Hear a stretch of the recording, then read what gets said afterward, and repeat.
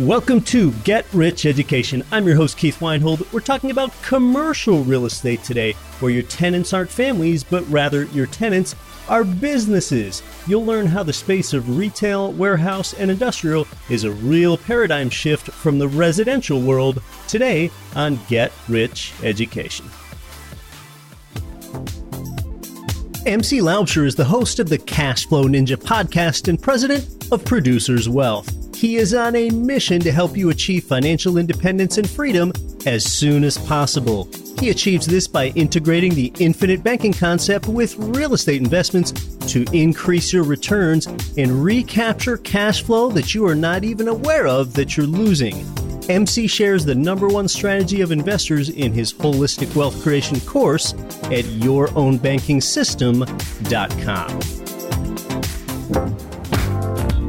Finally, Total Control Financial gives you checkbook control of your 401k and IRA money to invest in real estate. It's time to get your retirement money into your own checking account, but you've got to avoid the little-known tax that you'll pay with any self-directed IRA. Instead, it's time for the QRP. Learn more and get your free copy of the QRP book by text messaging QRP in all capital letters to 72,000.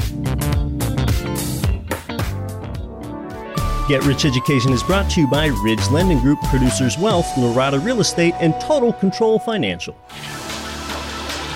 You're listening to the show that has created more passive income for people than nearly any show in the world. This is the powerful Get Rich Education.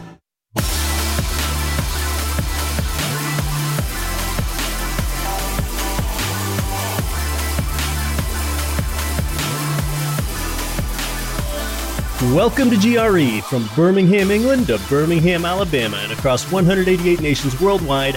I'm Keith Weinhold, and this is Get Rich Education. With an introduction to commercial real estate investing today, we're talking about a big world with a lot of moving parts. When we're talking about real estate, where your tenants aren't families, but instead they're businesses, we're talking about retail, warehouse, and industrial primarily. And don't think that retail and retail real estate is dead. If you think so, well, not so fast, as you're going to find out. Now, in your residential, say, duplex or triplex or fourplex, where you've got multiple families living under one roof, well, you would rarely, if ever, give any consideration to placing compatible families next to each other, whatever that even means. You're looking for qualified, respectful tenants. But think about how, if you're the owner or landlord of a retail center, well, now there's more you've got to keep in mind. It helps you to find a compatible mix of tenants. For example, if your strip center already has a nail salon, you may very well seek a hair salon to put inside the same complex so those businesses can complement each other. In commercial, you've also got to understand the vital importance of a big name brand tenant known as an anchor store, like a Macy's or a Nordstrom. Not only does your anchor tenant bring more foot traffic that benefits the smaller businesses, but that anchor tenant also has the ability to pay for major advertising, and that benefits all of the smaller shops in the same shopping center, so you might accept a lower lease rate from your vital anchor tenant. We're going to discuss commercial real estate with a great guest.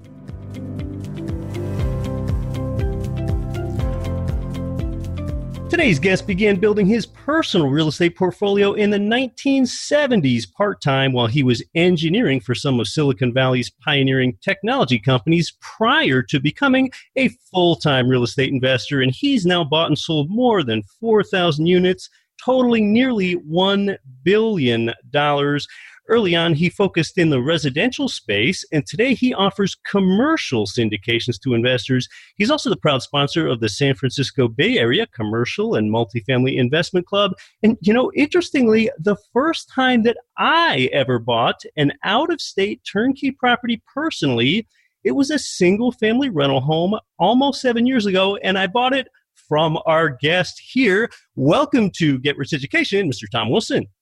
Hey, thanks so much for having me on, and thanks so much for your loyalty and confidence and staying in touch with me. I know we saw each other on a couple of other occasions here since then, but it's been a while, and I'm always honored when folks stay connected with us.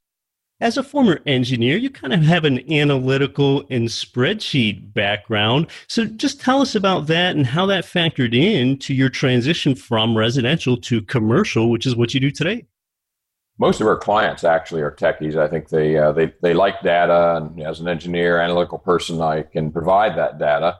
As time has gone on, we certainly have applied that. We have staff and underwriters who are also like-minded, and I have core principles that I teach them. And at the end, they minimize allowing emotion to get involved in the decision. They're focused on the numbers and what makes sense, and can walk away from a deal. I always tell my team that our long-term success is based more upon what we say no to than what we say yes to. That's a great way to think about it. And at some point, you transition from residential, which is housing where your tenants are people and families, into commercial, where your tenants are businesses. Tell us about that. Let's talk about the vernacular, first of all, which is kind of very confusing, as often many terms are in any industry. So commercial is based upon the word commerce, which means that it's something that has the intent of making money from it.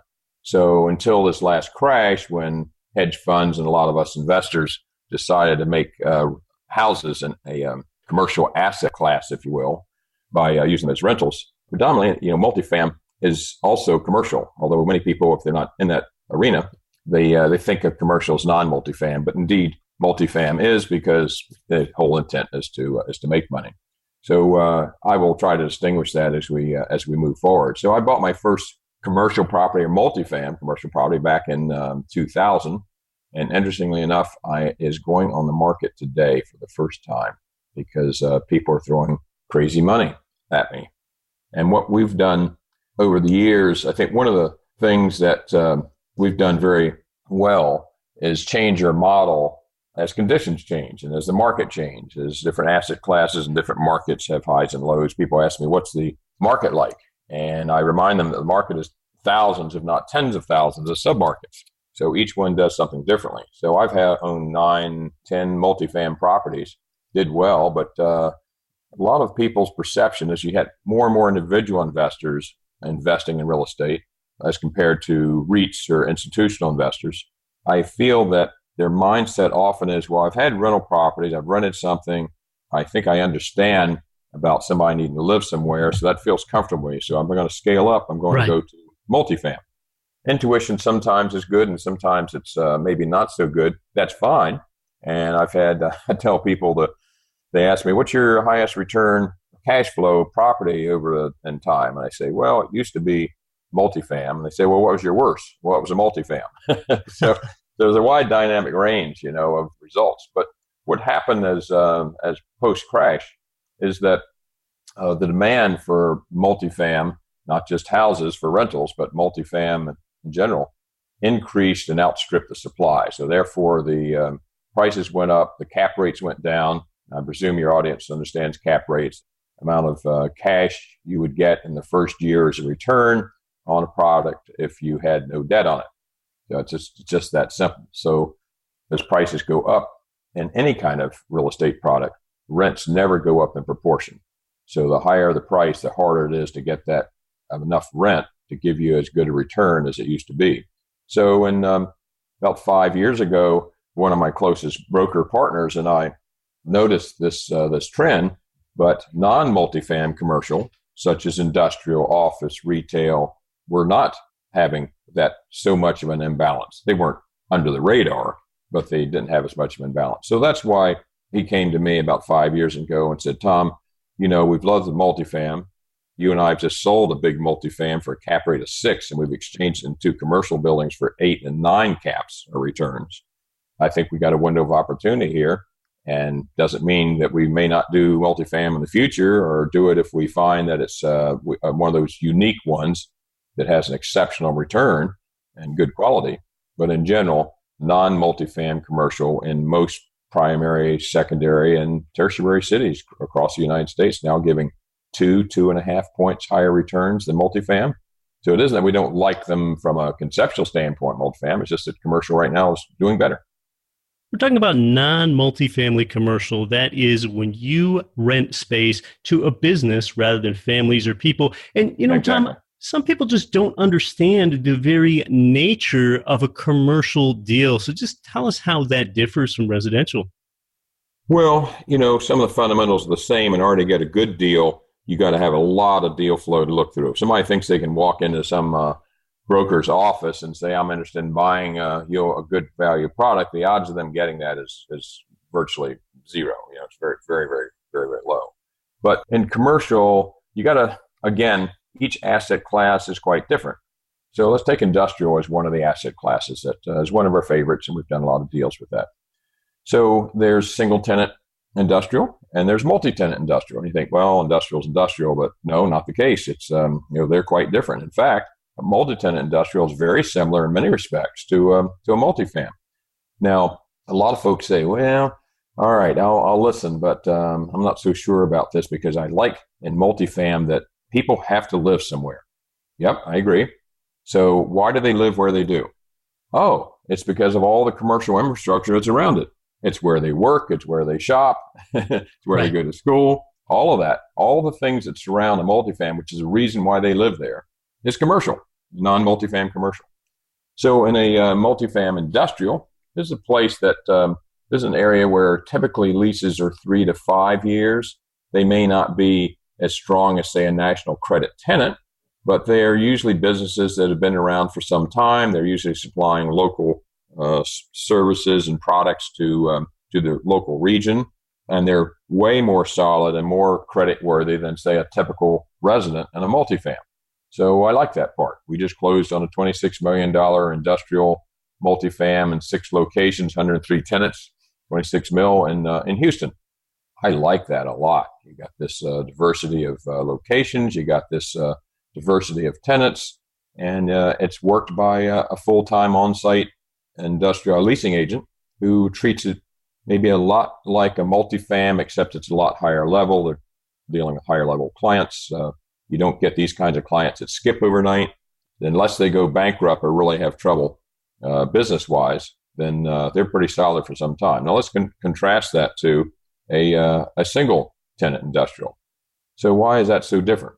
Well, first of all, let me say, like a multi-tenant industrial, just like a multifam, your next buyer is looking at what the track record is. What's the T12? What's the T24? That means a trailing 24 months of history of income and expenses. Right. By looking at that, then they can get a comfort that moving forward, what kind of revenue they can see, where some deficiencies in either the quality of the product or management, that they can add some value to the product, so forth. You're dealing with a single tenant situation, then what someone is buying is they don't really care much about the record. What they care about is the lease. They're buying the lease. So when you're looking for single tenants industrial, let's name what some of those are. A lot of them are manufacturers. You have warehousing. You've got distribution. Now it's all over the news that all this e-commerce product and distribution is now looking for last mile distribution places. But that's getting the headlines, but that's not the majority of industrial. But you get a big variety, and a lot of what we do is manufacturing and some warehousing. So in the case of a single tenant industrial, it's quite different than multi-tenant, in that what you're buying is largely the lease. So typically the leases are, say, 15 years, sometimes 20 years, and then they'll have 5 to 10, 15-year renewal options on it. Now, what Tom's bringing up is key. In residential, you're interested in your tenant, of course, and you're vetting them, or your manager's vetting them based on that tenant's credit score and that tenant's personal income and that tenant's employment history and things like that. But I think you could make the case that you're even more interested in your tenant because some of these leases can go 3, 5, even 15 years or more. So you're going ahead and looking at the financial stability of your tenant, and you're also interested in the durability of the industry that they're in. Totally agree. So when we're buying a single tenant product, and that would be true whether it's office or industrial or retail for that matter, when you're dealing with single tenant, you're buying that lease. That's what you're buying. And your whole goal is to establish in your due diligence and your research, basically, what's the likelihood of that tenant going bankrupt? Because these leases are so solid and they're, like you said, 15, 20 years. You've got annual increases and bumps along the way and renewal options. And if it's a tenant that has a lot of invested capital in that building or product, I mean, we have some industrial manufacturers that have to build and install the equipment first because it's so massive, and then they build the building around it, or they put in the final wall. They aren't too excited about moving. So they're pretty solid. So what's the risk? The risk is they're going to go bankrupt before you sell the product. That's your primary risk. So what you want to do is get that risk down as low as possible in your analysis. So what do we have? We have on retainer Fortune 500 CFOs who do the deep dive, and they look into the personal background and finances of the principals and see if there's any kind of liabilities that might come over onto the business. We look at study the market to see what we think the market is that they're in, what's their position in the market. Can you imagine an individual trying to do this? Yeah, that would be impossible. So you're talking about individuals that you have on your team that have a corporate background that can go ahead and vet the financials for these companies. And, think about how important this is. If you're a residential investor buying a single family home or a duplex, you're probably going to pay whatever you're going to pay, regardless of who the current tenant is. But here in commercial, think about how a property might be worth substantially more to you if you buy it with a tenant that's already in there and they're solid and they're 3 years into a 15-year lease versus buying a commercial property that's 100% empty. That might be worth a lot more to you. You got that right. Sure do. We've done some that are empty, but it's a lot bigger risk. And so anybody that's willing to take that on should have a lot higher potential return to help compensate for that risk. So it just gives you a flavor for how critical it is to vet these and how that's very difficult for an individual to do, or even for a typical listing broker. They usually don't have the team and expertise to dive in as deeply as, say, a syndicator does, who's doing this all the time. And you not only have your own team, but you've got partners, you've got those on retainer who are available at a moment's notice to go vet something like that. Now, having said all that, as you can tell, both vetting and managing a commercial non-multifamily property requires, a higher skill set. However, if you have that higher skill set, once you've navigated through that, then it's really much easier to manage.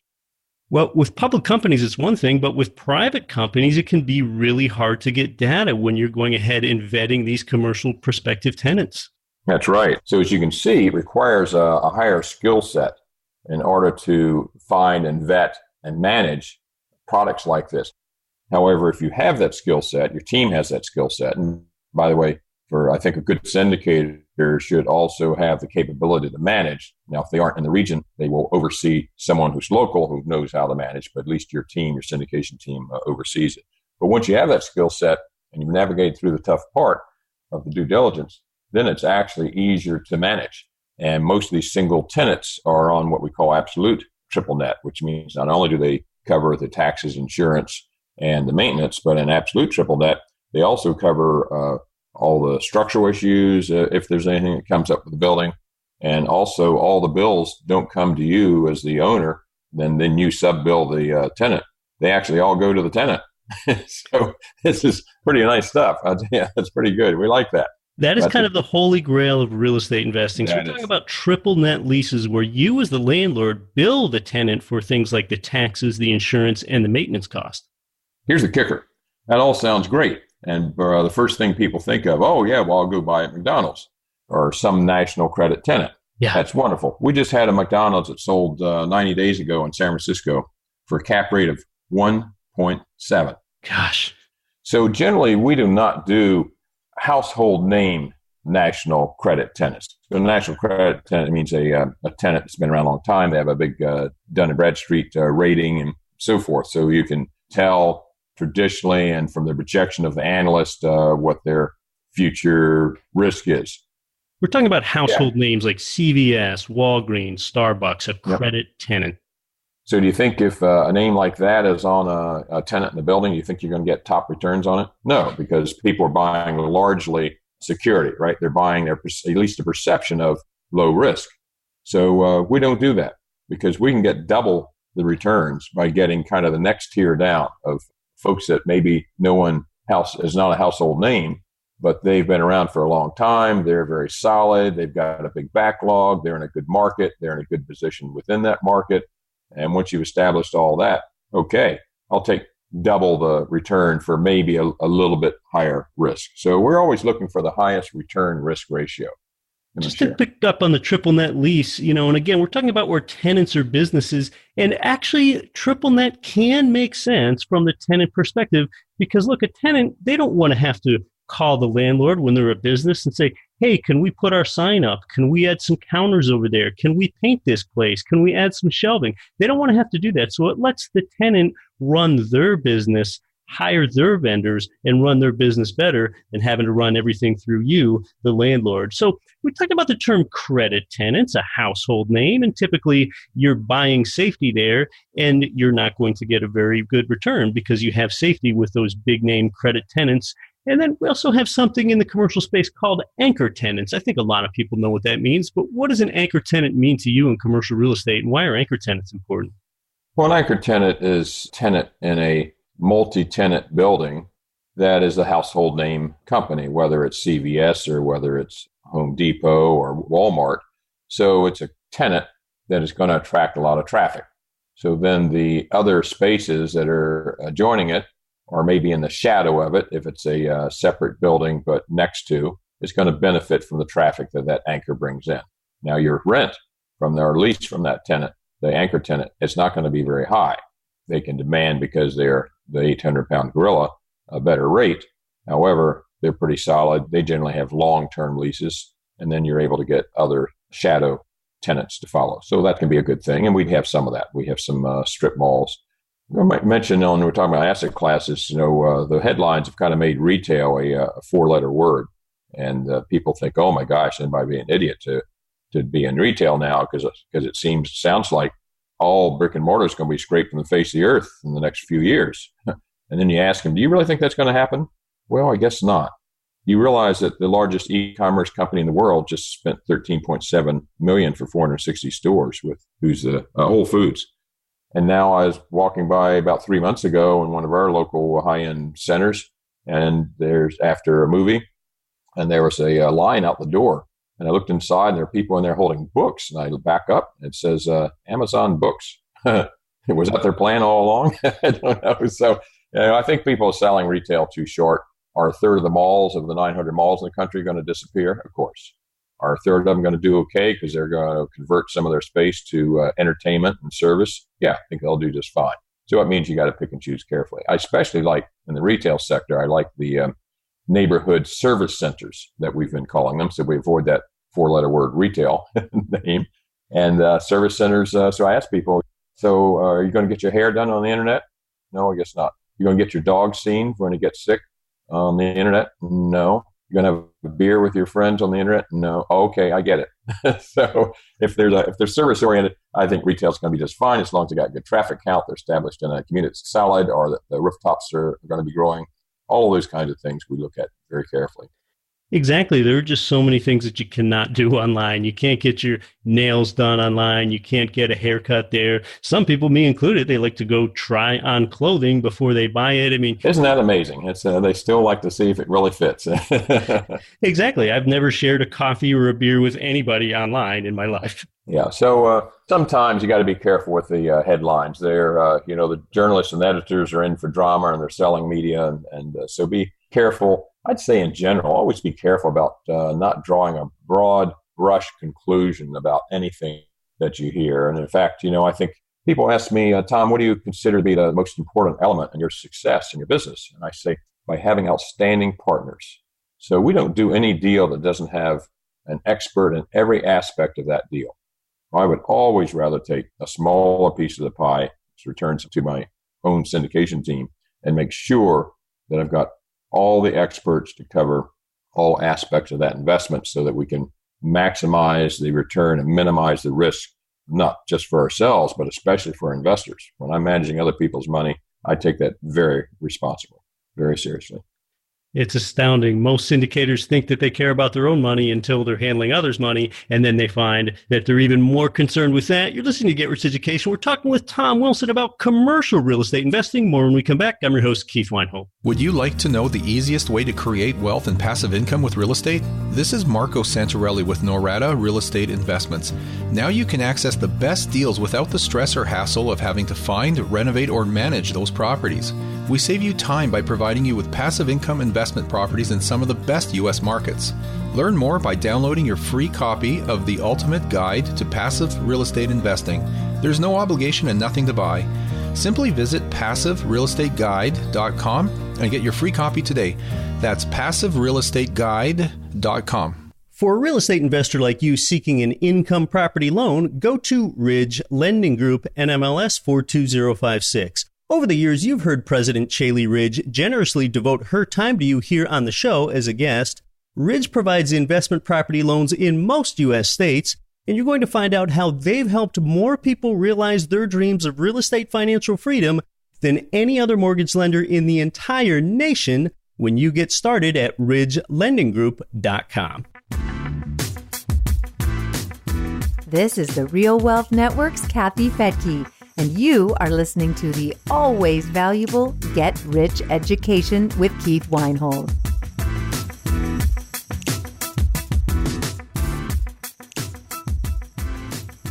Welcome back to Get Rich Education. We're talking with Tom Wilson about something that just doesn't get discussed very often. That is commercial real estate where the tenants are businesses rather than the tenants being people and families that live there. So, Tom, there are a number of myths out there that have to do with retail and commercial. I think we already helped dispel the one that everyone is buying from Amazon. You can't just buy everything from Amazon. Another one is that the United States just doesn't manufacture anything anymore when it comes to industrial real estate. Can you speak to that?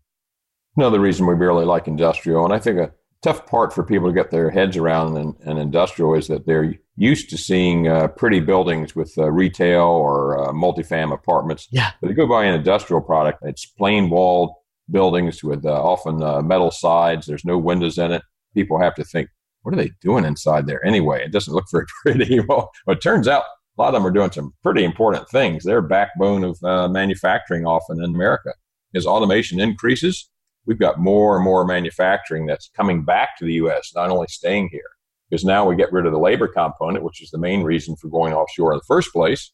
And now we've got, the cost of moving goods back and forth. And now we got, who knows how the tariff wars will pan out. But in general, manufacturing is doing very well, thank you, in the United States. And that's what a lot of these plain-looking buildings have. You take off a land from an airport and you look down, you usually see these just a sea of all of these metal buildings down there. And you think, what in the world are they doing? Yeah, well, a lot of them are warehousing. A lot of them are manufacturing. The interesting thing, too, with manufacturing is that that's one of the few asset classes where you do not need to have the high traffic count, high rooftop growth, growing population, so forth, which are those key elements that we all have learned to look for in products like multifamily. And why is that? So a manufacturer, they need two primary things. They don't need the expansion of population and so forth like you do in other asset classes like multifamily. What they need primarily is a stable workforce, hopefully one that's not too expensive. So it actually says that sometimes it's better on the outskirts or of a market, metropolitan area, or even rural. And the other thing they need is transportation because they're manufacturing products. They got to get the products out of there easily. So they got to have good transportation routes. That's one of those cases where you can actually find a product or an asset class that's counter to what our general training and education has been and what we look for in markets for something like a multifamily. In residential, you might want to buy in an area where in-migration exceeds out-migration, but Tom's telling us, well, that's not necessarily as important in something like industrial. And the fact that manufacturing has become more automated, and now that a robot is more likely to do work than a human does, just think about Amazon's warehouses, for example, that means things that were previously offshored, maybe over to Southeast Asia where labor is less expensive, can now be onshored again because you have robots doing this work. And the robots are doing this work still inside an industrial building, so there's still industrial demand and there's still manufacturing, but you might just have robots in those buildings more so than people. Absolutely. All over the country it's happening. So we're trying to snarf up as much of that as we can before people figure this out and drive up price in industrial. Tom, in the commercial world, people are often talking about TI, which stands for tenant improvements. And you touched on it earlier. When a tenant invests inside a building themselves, they're probably going to stay for a while. Can you speak to that? Well, tenant improvement varies quite a bit in what gets negotiated in the long-term lease contract on who pays for it. Sometimes the tenant pays for everything. Sometimes the landlord pays for everything, and sometimes it's split. So you get all kinds of situations. It just depends on what the current supply demand is and how long it's been empty and what each are willing to do. So often the tenant does put in some money, especially if it's specialized. So if they're putting in specialized manufacturing equipment, maybe it's medical related and they got some very specialized equipment in there, they're going to be putting in all the specialized stuff. Once you have a tenant that has some of their own vested CapEx or capital into it, yes, it certainly reduces their incentive to move to someplace else. Think about some of those operations that happen inside a building. Think about if an industrial manufacturer installs a crane that's very specialized inside a building. Well, that's a tenant improvement, and it probably means that they're going to stay there for a while. Yep, it sure does. I just love these non-multifam asset classes. We're just in the process of doing a raise on the multifam, and it's been 2 years since we did a multifam. Why? It's so difficult to find one in these markets that really have the same kind of returns. And most people are all about the returns, and I am too, as long as everything pans out. So that's why we're so excited about and focused on the mostly non-multifam products. And we're doing well. We're just launching our 20th syndication. You want to utilize a partner or a syndicator if you get in this business, because you got to qualify for some loans, and they're a little tougher to qualify for usually than multifam. You've got to have principals who can qualify for them. So there's 2 or 3 different basic kinds of loans in the commercial arena. If it's multifam, most get, if it's of any size, you usually get a Fannie Mae or Freddie Mac loan. They have long amortizations. They've got, sometimes they'll do regional banks that you may have an established relationship with. Commercial world, you can get a CMBS or commercial mortgage-backed security, which is Wall Street money that gives you usually the best interest rate and the best amortization rate. They're very difficult to deal with because their client really is Wall Street, not you. You're kind of the thorn that they got to put up with in order to deploy the money from their client. But having said that, not everybody is willing or able to navigate through that. Our team is, so we get a lot of those on our bigger deals. And then regional banks are also an important player in it. They tend to be recourse loans, so you got to have someone who's willing to and able to sign on a recourse note, which means you're personally guaranteeing it. I don't want to give up a really good deal if we vetted it and feel the risk is extremely low. We want the deal. So your partner or your syndicator needs to have the ability to qualify for these loans that require personal guarantees. So we sign on a lot of those. And obviously, people say, oh, well, how much skin in the game you have? And they, well, the biggest skin in the game is that I'm willing to sign on the note, and I'm not going to willing to do that unless I think this deal is outstanding. One of the rules that I tell the team is, are you like this deal good enough that you want to offer it to your family and friends? If anybody hesitates for 5 seconds, then that's a good indicator that maybe you should be out of there. Tell us, typically with non-multifamily commercial financing, what are we looking at for duration, amortization, fixed, balloons, and so on? I'd say most commonly is probably about 10 years. You can get them shorter and longer. Often you can get an interest only for a few years to help you if you're ramping up something that's has value add. Amortization, usually once it converts from interest only, is with a regional source is often 15, 20 years. With a commercial mortgage-backed security or Fannie, it's often 25, 30 years. The bigger guys that you're dealing with that give you non-recourse, usually there's high prepayment penalties if you get out early, but usually they are assumable by your buyer. So that's a good thing. And sometimes they'll allow the buyer to put a second on top. That makes it more sellable. All of these things are factors that are very important. And I can't emphasize enough also that relationships, like anything in business in our world, are so critical. If you have a relationship with a lender or multiple lenders and you've done deals before and you're a closer and you get the deal done, you service that loan, they don't forget that. It'll be a lot easier for you to get the next one. In fact, they'll be coming to you. Do you have any deals, Tom? Deals coming down the pike that we can do for you? And we like brokers also. We like to use brokers on occasion because sometimes you're not sure what's going to be the best deal. They got access to multiple lenders. It costs you an extra percent, but they can present multiple options. And if some reason at the last 11th hour, one of those bails, then you have a pretty quick backup from someone else. I think most real estate investors know and have heard that commercial buildings are depreciated over 39 years and residential are over 27 and a half years. So basically that's 2.6% per year you can depreciate in commercial versus 3.6 in residential. Just tell us about the tenant improvements and the depreciation on those. Yeah, well, TI is 15 years. So often there's a pretty heavy TI when you're dealing with non-multifam commercial. So that's a faster depreciation. And in general, even at 39 years, the depreciation generally offsets the income in the first few years. So you may get a nice check quarterly from a syndicator that's picked a really good quality deal. But usually most, if not all of that, is offset by the depreciation on your K1, which is reported at the end of the year. So in the syndication, notice you're buying shares. They're private shares as opposed to public shares. You're buying shares. You get a K1 at the end of the year, which is simple couple-page document. They hand you your tax preparer, and it's quite simple. That's for you if you're participating in someone else's syndication, which is That's what correct. Tom puts together for people. And Tom, before we tell the audience how they can learn more about you, is there any last thing about commercial non-multifamily that I should have asked you but didn't? I think you covered it pretty well, but I think it's more difficult for someone to make the leap into a category that is not that visible to them or they don't have much knowledge about it.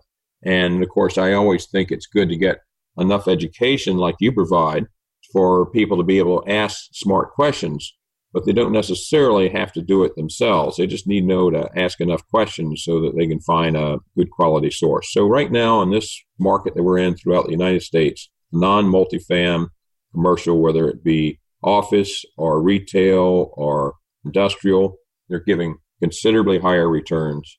And in fact, I feel that many of these non-multifam deals are more resilient. You got a strong manufacturer that's providing a essential supply chain product and has been doing it for a long time. You got a 15-year lease on it. I think they're more resilient to the next recession than a multifam that may suffer from occupancy and having to lower rents and concessions. I think it's an asset class. All of these non-multifam commercial products are an asset class. More people assume that they don't have the ability to understand or to reach for a non-multifam product. And in actuality, it's not that hard to learn enough to ask smart questions or to find a source partner or syndicator who can provide that for them. So it's really an asset class, I think, in both office, retail, industrial that everyone should consider putting in their portfolio.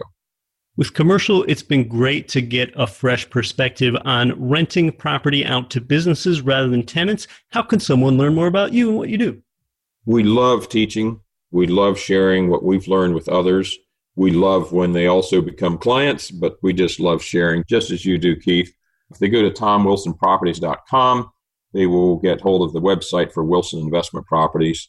On there is a lot of education information about commercial products, a lot of examples of products that we've done. We have a radio show that runs weekly, and we've been doing it for 6 years. So on that website, it's a lot of information. And if you sign up for the newsletter, then you get access to syndication deals that are only available to those that have a relationship with us as a syndicator. Tom, after all these years, it's been great to have you here. Thank you for coming on to the show. Thank you so much, Keith. It's so much fun. I don't know if you can tell, but I have a bit of a passion for this, and I love sharing what I've learned with others. So thanks so much for having me on.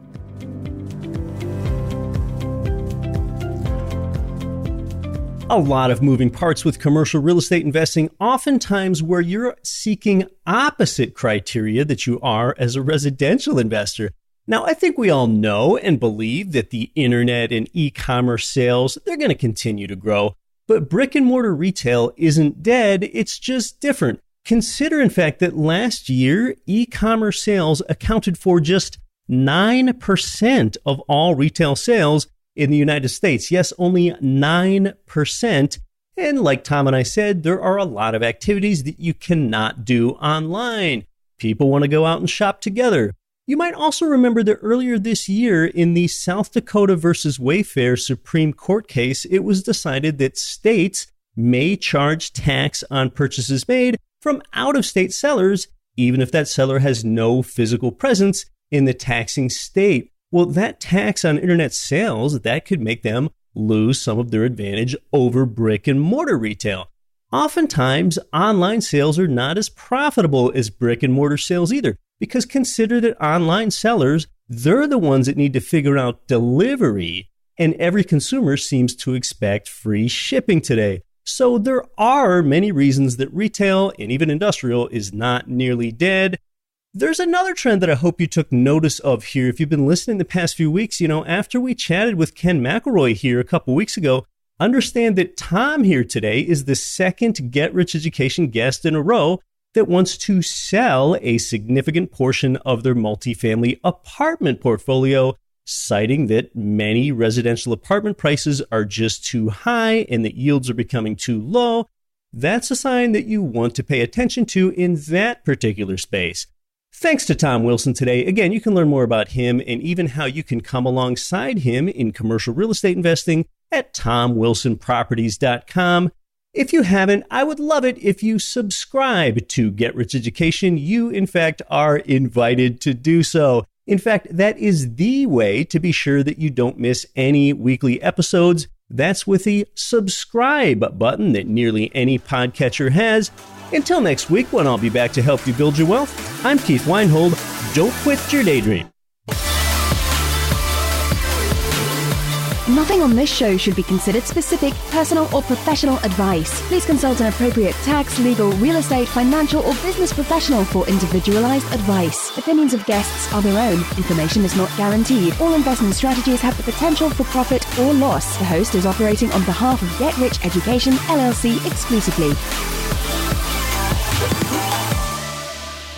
As America's third largest city, Chicago, Illinois has big economies of scale for real estate investors. But there are problems with investing in highly taxed, fiscally strapped Illinois. You can beat it when you invest in Chicago land, staying on the Indiana side of the state line. Your property tax on a median Indiana home is less than half that of an Illinois property. Forbes ranks Indiana as one of the top 10 states to do business. With typical rents at $1,250 and purchase prices at $125,000, Northwest Indiana numbers work. Learn more and connect with the turnkey provider at GetRichEducation.com/Chicago. That's GetRichEducation.com/Chicago. 71% of Americans aren't saving enough for retirement. It's going to get worse as people live longer, and you need to start thinking differently. But you can't lose your time. Real estate is the investment vehicle that's made more ordinary people wealthy than anything else. Keith Weinhold of Get Rich Education is host of one of America's top investing shows, Disrupting Wall Street. He's an international best-selling author, a writer for Rich Dad Advisors, and has been an active income property investor since 2002. He has created thousands in passive monthly income for countless followers, and now he has a free book, The 7 Principles for Creating Wealth in Your Life. Get your copy now at GetRichEducation.com/book. That's GetRichEducation.com/book. Because invest in what produces income for you now and later. Sign up now at GetRichEducation.com/book.